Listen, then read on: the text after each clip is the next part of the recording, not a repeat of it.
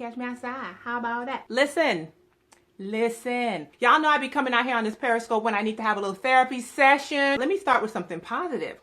Hopefully you guys had a great Valentine's Day. You got whatever you wanted from your boo. You know, some flower, chocolate, I don't know. You got some loving, whatever you got, but kept it holy. Now remember, where's the camera? There we go. You kept it holy. And my husband got me a dozen roses and a bunch of Kit Kats that are downstairs and a beautiful letter. It was a typical Valentine's Day for a married couple of 10 years on a Tuesday. I must have had something on my face that said that you could try it with me this weekend. I need to get it off my chest.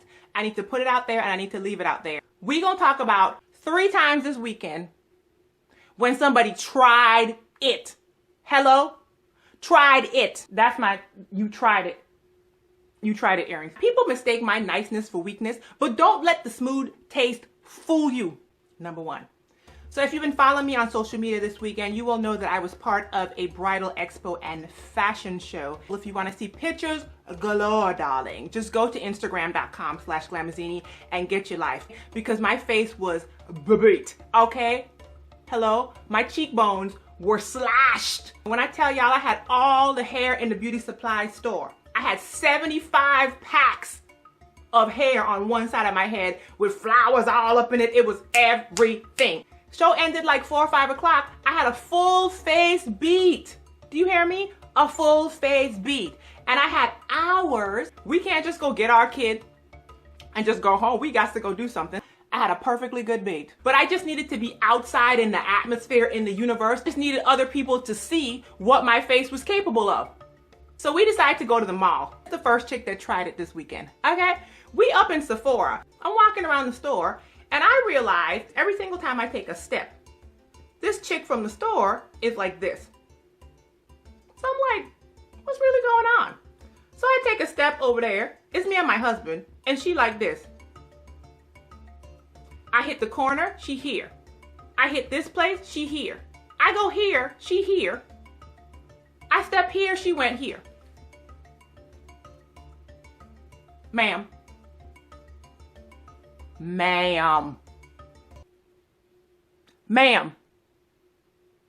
She was following me around as though I had no capacity to actually spend money up in Sephora. Like we playing Pac-Man and I'm a ghost she trying to eat.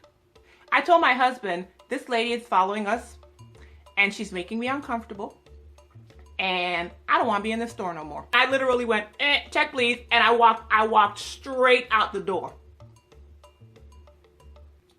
Number 2, yesterday was Valentine's Day, but February 14th, 2012 was the day of my 20-week ultrasound. I sat on a table in an ultrasound room and was told every bad thing was going to happen to my child. He wasn't gonna live longer than 3 days. My only son, only pregnancy I've ever had, only child I've ever given birth to, was born with spina bifida 4.5 years ago.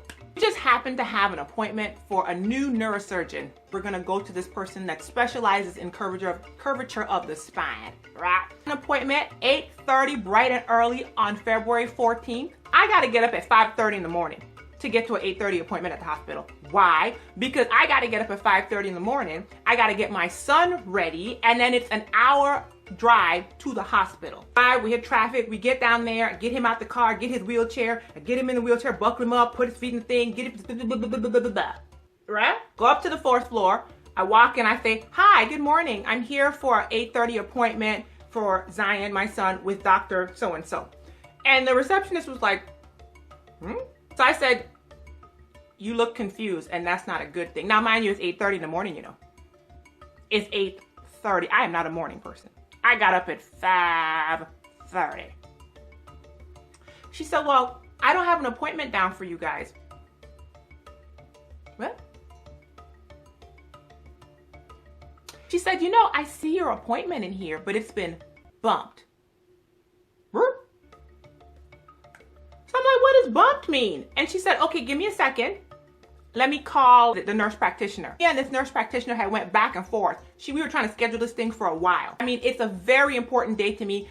I'm not gonna forget it. So I looked at the receptionist. I said, it's Valentine's Day today, right? She said, yeah. I said, okay, I'm just checking. She gets on the phone and she starts making faces on the phone call. She was like, okay. Okay. And she goes, okay, well, she wants to talk to you. And she hands me the phone. I should have known better when she handed me the phone and she couldn't make eye contact with me. So I get on the phone, and this is the phone conversation, y'all. Hello? Ma'am, your appointment is not today anymore. I called you and I left you several voice messages and you did not respond to them. Whoa, okay, good morning. Hi, so we are here for our appointment and I did not get the voice messages that you left.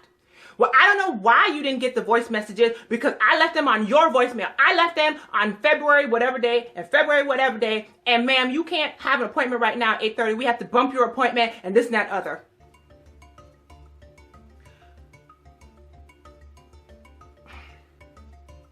It's too early in the morning for this.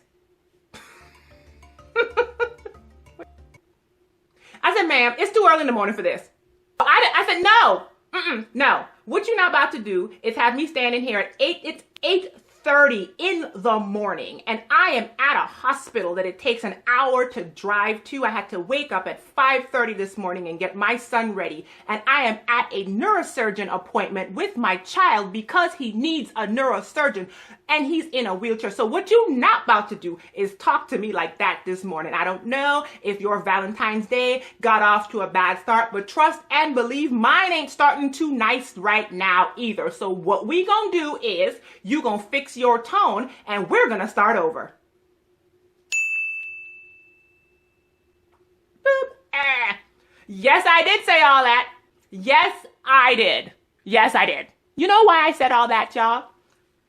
February 14, 2012, in there for hours being poked and prodded, 2 stomach ultrasounds, 1 vaginal. He comes in and he basically manhandles me like he needing some dough for some bread. And then tells me that my son's gonna have this genetic problem and this spinal this and this brain this, and he ain't gonna be verbal and he's not gonna be able to eat. He's gonna need a feeding tube, a breathing tube, and he's gonna probably die in 3 days. So I should definitely terminate my pregnancy. And you gonna be 36 when you deliver, so what did you expect? Now, back then, I was pregnant, my first pregnancy, and I was in shock. Everything was in slow motion, so I didn't fix my mouth to go off on him, and I have regretted it ever since. But you know what? I was ready for old girl today. I saw the devil. He came and he tried me with that spirit, trying to make it out like he gonna come again with some medical professional that come and tell me some foolishness on the same day where I could be triggered. Girl, bye, girl.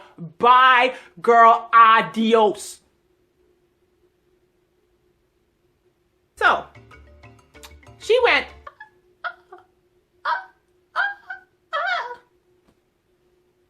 and we started over. How about that?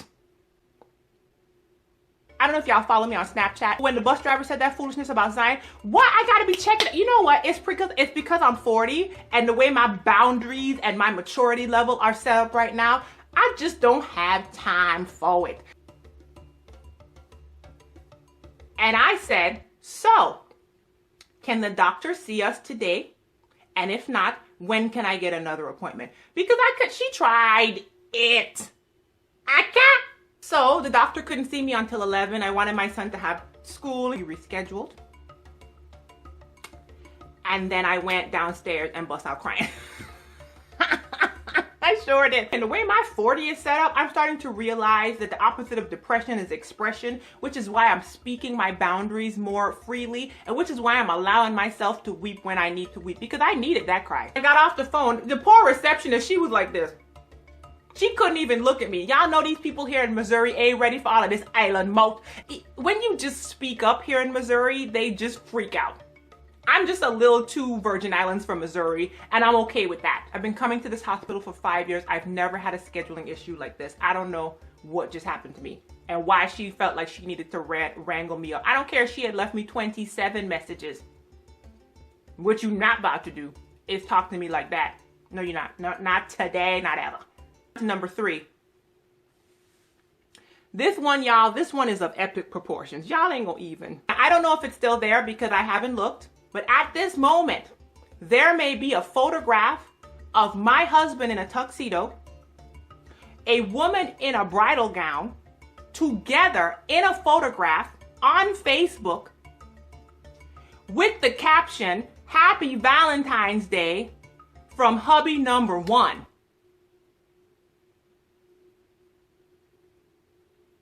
I was in a fashion show this weekend.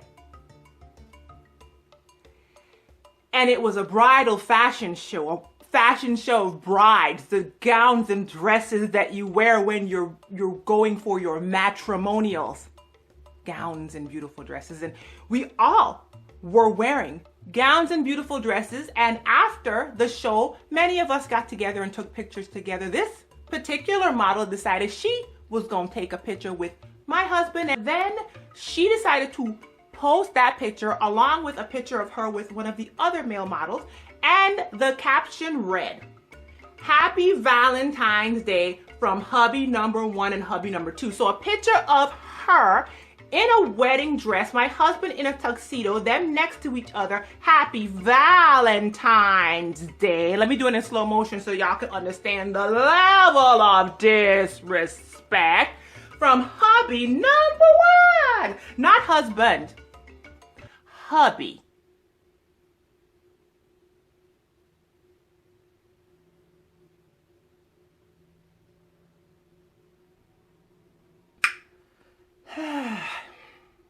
Help God.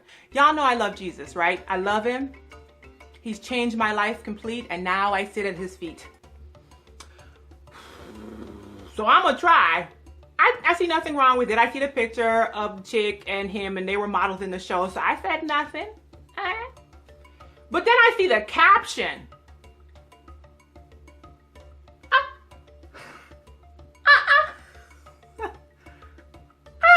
I click on the picture with my husband and her. So somebody says, he's taken. And the original poster comes below her and says, oh, I know.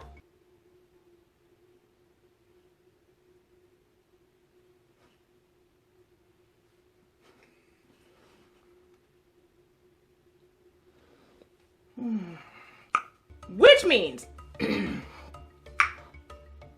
you know I exist, and somewhere in your mind, you feel it's appropriate to post up a picture of my husband with the word hubby on Valentine's Day in a wedding dress. Parched. What the entire bloody MacLeod. Backstory, my husband does not have a Facebook account, you guys. So the heuristics of Facebook are unbeknownst to him. So I had to explain a few of the things, like what he's looking at. Right? I show him the picture. She did ask me if she could post it on Facebook, and I said, oh yeah, that's fine. And I was like, I ain't got no problem with that. Who cares? You post a picture with him. I don't care nothing about that. So then I showed him the caption. And he was like, who's she talking about? Jigga what, jigga who, ma'am? Who are you? Okay, you know, like in the Bible when it's like, the spirits are like, Peter I know, so-and-so I know. Who are you? My husband was like, Rushni I know, Glamazini I know. Who are you? Who are you? Is that the caption on the picture? And I said, yeah. He said that other people can see. I said, yes. Sir. Sir. It is unspecified as to whether or not you are hubby number 1 or hubby number 2. I think you hubby number 1. And she wants you to know you have a happy Valentine's Day. Apparently. First thing he says was, I gave her permission to post that picture on Facebook. I did not give that woman permission to call me no hubby or nothing like that. He said a few other things, but you know, he was not pleased. He says to me, is there a way for you to ask her to take that hubby off? I comment on the bottom and I say basically what my husband told me. And my husband gave you permission to post this picture on Facebook. That's what I said. He did not give you permission to call him hubby. Clearly, this type of person does not even hold marriage in high enough esteem to value the words and treat them holy. She out here calling everybody hubby? I wanted to put so much more, but the Lord. So after that, I got off her page. I didn't even look after that, and I haven't said what I had to say. My husband didn't give you permission to call him no hubby. You were disrespectful. I found out later that some friend of hers was out there calling me. You know how people be like, oh, you so insecure. Okay, that'll... When somebody says that a person's insecure because of them coming and saying something protective about their marriage, see, they don't understand. See, birds of a feather flock. Let me get y'all right real quick. Birds of a feather will flock together. If you are surrounded with people that are telling you that I'm insecure and you on Facebook on Valentine's Day thirsty like that, posting up other people's husband and boyfriend, well, then there is no shock to me. that your friends would think I'm insecure. You guys don't understand that my covenant is protectable. So my prayer for you is that you understand why this is checkable. And the fact that you've surrounded yourself with people who would put in your ear that kind of hype to the spirit that's in you, girl, you need to surround yourself with better people. Not okay. I'm not looking at the page. I ain't getting no notifications from the page. I said what I had to say. My husband told me he didn't want his picture up there with the word hubby. That's what a man told me. That's what I told you. And I also let you know it was disrespectful to me. I was done. But she tried it. I hope she gets her life together so that next year she could have a real husband or boyfriend to post up on Valentine's Day and she don't gotta borrow mine.